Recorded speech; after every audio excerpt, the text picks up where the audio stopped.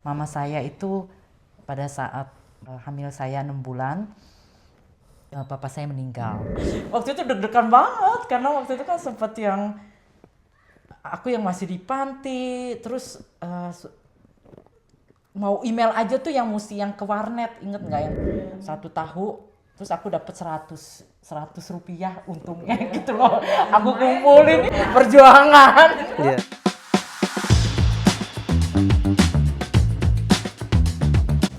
Selamat datang di Pelangi Kasih Channel, tempat kita sama-sama belajar memaknai perjalanan hidup.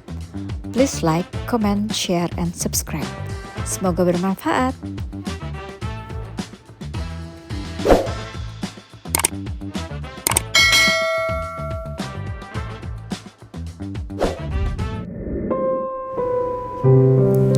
Angel adalah anggota Pelangi Kasih yang tumbuh di panti asuhan sejak balita. Perjuangan hidupnya mengantarkan Angel hingga akhirnya menjadi seorang guru bagi anak-anak berkebutuhan khusus di Belanda. Bahwa hidup adalah perjuangan, mungkin sudah sering kita dengar. Tapi bagaimana perjuangan seorang anak yang tak pernah mengenal ayahnya, namun berhasil memaknai hidupnya sebagai sebuah berkat? Mari kita dengarkan kisah Angel.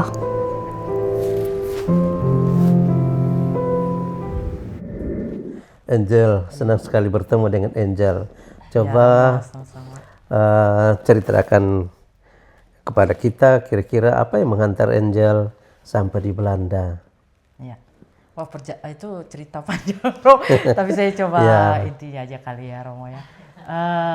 Jadi saya ini tadi di episode sebelumnya ya, saya cerita tentang gimana saya masuk di panti asuhan Ya. Vincentius Putri pada waktu umur 3 tahun. Jadi ceritanya memang saya masuk ke panti itu dan hingga saya hidup di sini di Belanda itu bukan suatu kebetulan.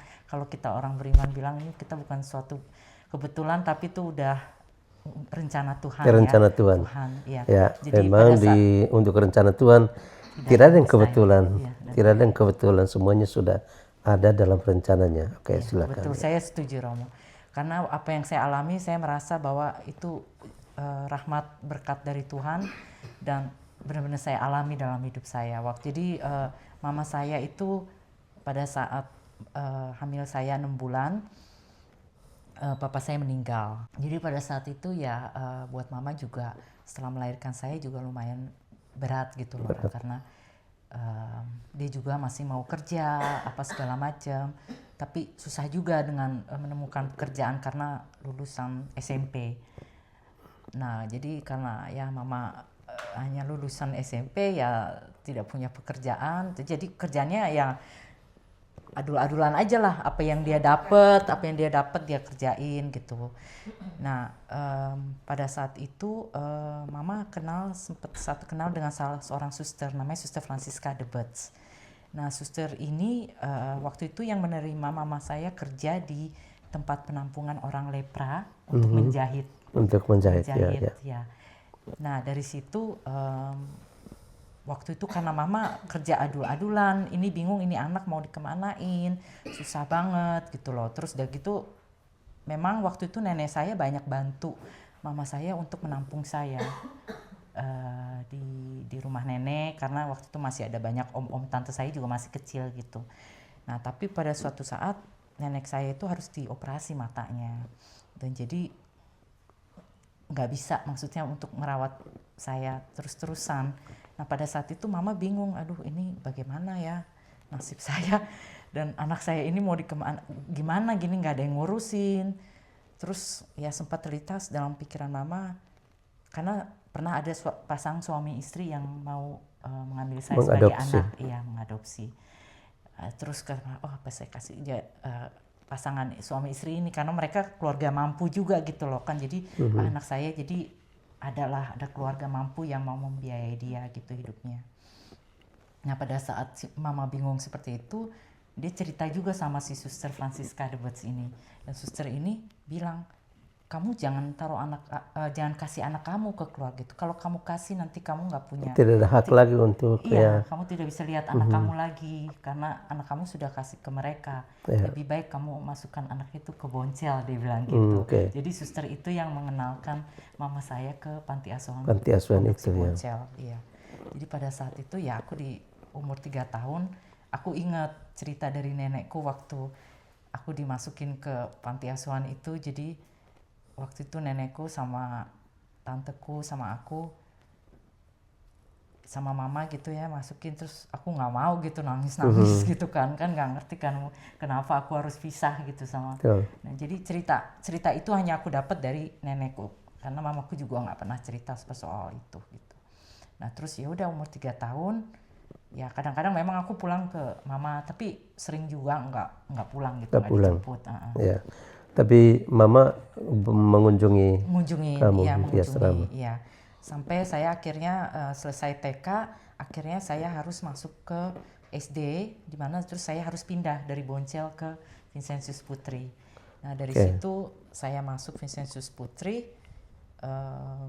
Hanya saya harusnya masuk kelas 1 SD, tapi karena waktu itu saya masih cadel, jadi saya nama saya kan dulu panggilnya Lucy, tapi karena saya nggak bisa ngomong S, nggak bisa ngomong R, jadi kalau ditanya nama kamu siapa, Luti, nama nggak bisa ngomong S. Nah terus akhirnya karena cadel itu akhirnya aku diturunin dari SD kelas 1, ya udah kamu ulang lagi TK-nya gitu loh. Nah waktu itu mama cerita, aduh mama nyesel sekali, marah kenapa kamu harus diturunin lagi sekolah kamu dari SD, harusnya masuk kelas 1 SD tapi masuk TK gitu. Nah sejak dari situ tapi ya sudah akhirnya berjalannya waktu ya, kadang-kadang aku weekend pulang ke rumah atau kadang-kadang weekend aku pulang ke donatur. Karena ada donatur yang memang mengizinkan bahwa anak-anak yang misalnya tidak bisa pulang ke rumah orang tuanya pada weekend boleh pulang ke rumah donatur untuk menginap gitu. Nah itu saya sampai kelas 3 SMK. 3 SMK pada saat saya lagi magang gitu. Nah itu periode waktu itu kita dengar dari suster pimpinannya, waktu itu pimpinannya Suster Francis.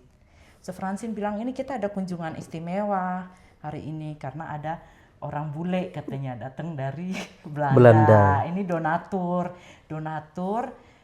Belanda yang suka mengumpulkan dana-dana dari orang-orang Belanda, sponsor untuk panti asuhan Perhimpunan Vincentius. Nah, jadi bapak ini dia adalah sekretaris dari yayasan panti asuhan ini Vincentius, dan dia mau mengunjungi kita bersama anaknya. Dia bilang gitu, wah kita kan dulu kayaknya gimana ya, apalagi kan bule, jarang gitu ada bule datang. Terus dia gitu. Nah itu waktu aku kelas 3 SMK Romo.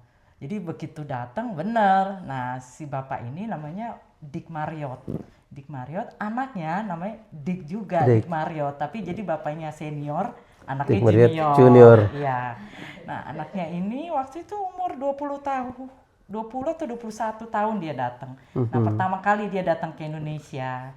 Nah bapaknya ini udah beberapa kali datang ke Indonesia karena tahun-tahun sebelumnya biasanya dia datang dengan Bruder Winan. Bruder Winan ini adalah Bruder Fransiskan, dulu pimpinannya Vincentius Putra. Nah terus setelah itu dia pindah ke Belanda, dan dari situ dia mencari inisiatif untuk mengumpulkan donasi untuk panti asuhan Vincentius. Nah dari situ mereka kenal Bruder Winan dengan Dick Marriott. Akhirnya mereka selalu datang ke Indonesia untuk mengunjungi panti asuhan ini. Nah pada saat Bruder Winan meninggal, Dick senior ini mencari temennya buat berkunjung ke Indonesia. Akhirnya diajak anaknya. Tahun 2000 itu. Nah tahun 2000 itu jadi disitulah Dick Junior datang bersama Dick Senior. Nah Dick Junior ini yang akhirnya menjadi suami saya sampai dan dia juga. Enggak nyangka itu ya. Enggak nyangka. Ya, juga. Ya. Yang namanya Jono dia tidak pernah akan pergi jauh. Iya. Hal kebetulan, tetapi itu menjadi titik temu awal. Titik temu. Dan saya juga lucunya juga Romo, karena saya ingat juga karena waktu kita ketemu itu tahun terakhir saya di Vincentius Putri, jadi kelas 3 SMK. Terus saya pikir juga, Mama juga bilang kalau kamu dulu terus ke SD nggak diturunin ke TK, kamu nggak Mungkin pernah tidak ketemu dia. terjaga. Ya, lihat itu hal kebetulan, tapi ternyata punya makna. Iya, dia bilang kalau Betul. kamu diterusin itu kamu nggak bakal ketemu, kamu udah di luar, dia bilang gitu.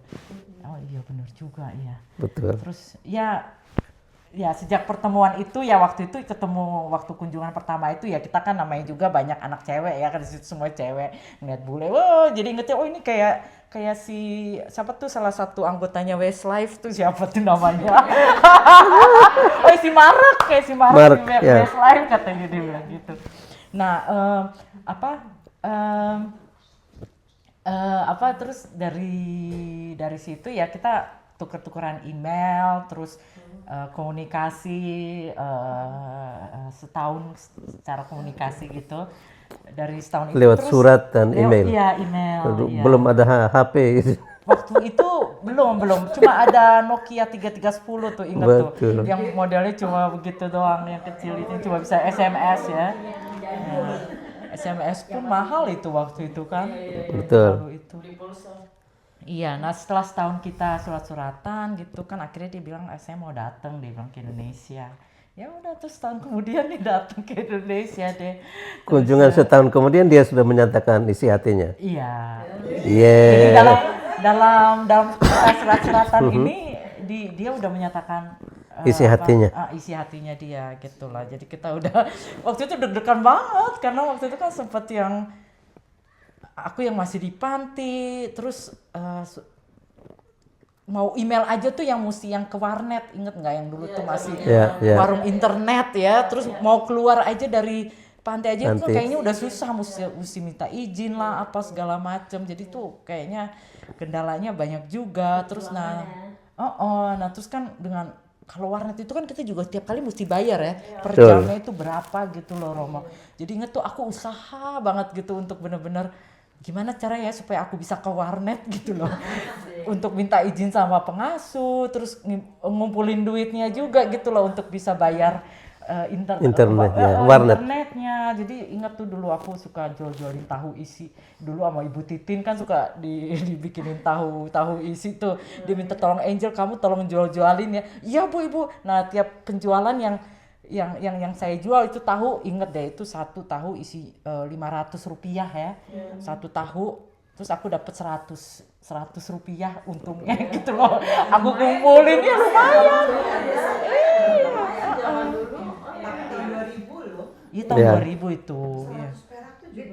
Udah lumayan waktu itu internet aku inget waktu itu masih 1000 per jam. Jadi itu benar-benar aku kumpulin, terus aku ada temanku yang bilang Angel kamu tertarik nggak untuk jual-jualin kosmetik gitu. Jadi ya pokoknya dari situ ya aku ngumpulin duit supaya bisa komunikasi. Komunikasi perjuangan. Iya. Terus akhirnya akhirnya setelah 2 tahun kita berhubungan Roma akhirnya kita long distance ya. Ya di Sidik selalu datang ke liburan ke Indonesia. Tapi terus setiap kali dia mesti pulang kita nangis sedih banget gitu. Terus akhirnya ya setelah itu dia bilang ya daripada kita long distance gini kita sempat mikir sih apa kamu kuliah lagi, dia bilang gitu. Dia bilang kamu kuliah dulu 4 tahun nanti setelah itu ke Belanda atau 4 tahun lama juga ya maksudnya long distance 4 tahun. Terus atau kamu sanggup nggak kalau kamu kuliah lagi di sana? Nah dia nawarin kan, terus aku bilang kuliah lagi, ya deh nggak apa-apa. Soalnya gue juga kan masih muda kan waktu itu masih umur 20 kali Romo. Jadi aku pikir ya udahlah aku ke Belanda. Langsung ke Belanda aja. Sekalian kuliah di sana gitu. Bagus. Terus akhirnya kami menikah tahun 2002. Terus akhirnya ya ke Belanda langsung setelah menikah. Iya. Di Belanda baru mulai kuliah lagi. Iya, di Belanda saya harus belajar bahasa Belanda dulu. 1 tahun? Tahun 2002 sampai 2003 saya Inbrugring kursus. Lalu 2003 sampai 2004 saya khusus sekolah untuk orang-orang dari luar yang ijazahnya mau disamakan dengan ijazahnya Belanda, SMA. Ya supaya nanti orang-orang ini dengan ijazah ini mereka bisa Lanjutkan kuliah ke lagi universitas, di betul. universitas ya di Belanda. Jadi waktu itu saya 1 tahun Inburgering khusus, terus 1 tahun spesial khusus, itu namanya sekolahnya Skakelklas. Jadi selain bahasa Belanda juga diajarin ekonomi, diajarin matematika, apa segala macam, supaya level kita sama lah kurang lebih ijazahnya. Nah dari situ saya tahun 2003 sampai 2004 saya hamil anak pertama, terus jadi saya pause dulu sekolahnya, terus saya jadi melahirkan, terus dapat anak lelaki namanya Ian. Tahun 2005 saya melanjutkan sekolah lagi, Romo. 2005 saya melanjutkan sekolah. Waktu itu saya udah kepikiran, dulu saya pengen bener, kalau cita-cita saya pertama jadi suster. Karena saya melihat tuh suster-suster di panti tuh kayaknya, aduh kok baik-baik ya tuh suster, kayak jadi role model saya gitu loh. Saya seneng sama mereka, pengen jadi suster juga saya. Atau saya jadi guru. Nah, cuma ya karena kecantol sama Sidik kan jadinya cita-cita jadi suster tidak terwujud. Ya, jadi tidak jadi suster, tetapi kemudian menjadi guru. Jadi guru. Nah, saya sempat nanya waktu setelah saya sekolah Skakelklas ini, saya tanya gimana caranya untuk menjadi guru. Nah, kemudian dari Hogeschool Utrecht itu mereka bilang kalau kamu mau jadi guru itu kamu harus 4 tahun sekolah pedagogi, ya, betul. Nanti setelah 4 tahun pedagogi, kamu sekolah lagi untuk menjadi guru, namanya PABO kalau di sini. Ya. Jadi total 8 tahun dia bilang gitu. Waduh, 8 tahun lama juga ya sekolah, 8 tahun pikiranku begitu kan. Tapi ya udahlah pedagogik aja dulu aku sekolah gitu. Akhirnya 4 tahun 2005, 4 tahun sampai tahun 2009 saya sekolah pedagogik. Nah, itu sebenarnya masa-masa di mana aku juga ngerasa aduh pengennya kerja aja gitu loh. Kayaknya ngarepin suami gitu yang maksudnya kita sendiri belum ada penghasilan tapi ngarepin suami aja. Penghasilannya dari dia, terus udah gitu kan kita juga ada keluarga di Indonesia yang kita juga mau bantu gitu loh. Jadi kayaknya lebih enak tuh kalau kita bisa mandiri, punya duit sendiri gitu loh, maksudnya nggak usah ngebebanin suami. Terus tapi suami selalu bilang enggak, kamu harus sekolah dulu, dulu, nggak usah pikirin itu, nanti sekolah dulu. Nah jadi setelah sekolah 4 tahun saya langsung kerja. Nah kebetulan diterima kerja di spesial penampungan untuk anak-anak cacat, orang-orang cacat di Amsterdam. Di situ saya kerja 9 tahun sebagai begeleider, pendamping. Pendamping. Nah, terus dari 9 tahun 2009 sampai 2018 saya kerja di situ. Tadinya saya sebagai asisten, tapi setelah berapa tahun mereka menerima saya sebagai pendamping, begeleider, dan itu juga tantangan buat aku karena dulu mereka selalu bilang, "Emang kamu bahasa Belanda kamu bisa emang bahasa Belanda kamu, karena di sini kamu harus nulis laporan harus ngomong sama orang tuanya, anak-anak, klien ini gimana kamu bisa." Nah itu setiap kali yang saya ngerasa bahwa oh ya ini beperking, maksudnya kekurangan saya, kekurangan saya, dan setiap kali saya harus membuktikan kepada orang-orang bahwa saya kamu bisa. Bahwa bisa, dan itu setiap kali word confronted gitu, maksudnya tiap kali selalu orang-orang selalu meragukan gitu loh untuk bahasa Belanda kamu gimana gitu. Tapi toh akhirnya bisa membuktikan kalau aku bisa, akhirnya bisa terima kerja di situ. Saya kerja di situ sampai tahun 2018, sampai akhirnya tangan saya ini, karena itu pekerjaannya lumayan berat juga ya, karena kan sorek juga untuk orang-orang di situ, merawat. Ya. Terus ini tangan kok tiba-tiba jadi kayak, ya mungkin karena aku kecil orangnya, terus selalu merawat orang-orang yang besar-besar juga gitu kan, jadi kan lama-lama badannya juga habis kali ya, bagaimana gitu. Terus aku berpikir pada saat itu, inikah pekerjaan yang aku mau selama hidupku, sampai aku tua aku mau kerja ini terus gitu loh. Ini memang pekerjaan yang buat saya juga, saya merasa menolong orang itu senang gitu loh. Satu kegembiraan juga. Kegembiraan. Tapi apakah ini sesuatu yang benar-benar saya mau lakukan sampai saya tua? Terus saya ingat lagi mimpi saya waktu saya dulu pernah jadi guru. Jadi guru ya. Bagaimana dengan mimpi saya dulu pengen jadi guru gitu loh. Oh iya ya, kalau begitu coba aku cari-cari kerja di sekitar sekolah, dimana dengan diploma saya ini saya tapi bisa kerja di sekolah. Akhirnya saya diterima di sekolah khusus untuk anak-anak yang memang ada yang cacat, ada yang autis, Anak ada yang ADHD, berkebutuhan khusus. berkebutuhan khusus untuk menjadi asisten. Waktu itu saya belum boleh jadi guru, belum Oke, boleh ya. ngajar karena Karena diploma kita, saya. oke. Diploma Tapi saya. juga karena kita sebagai orang asing atau bagaimana?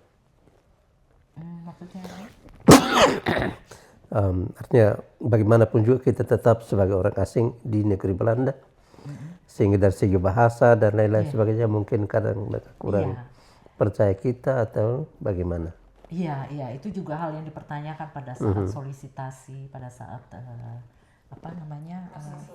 Iya, proses lamaran kerjanya, interview gitu.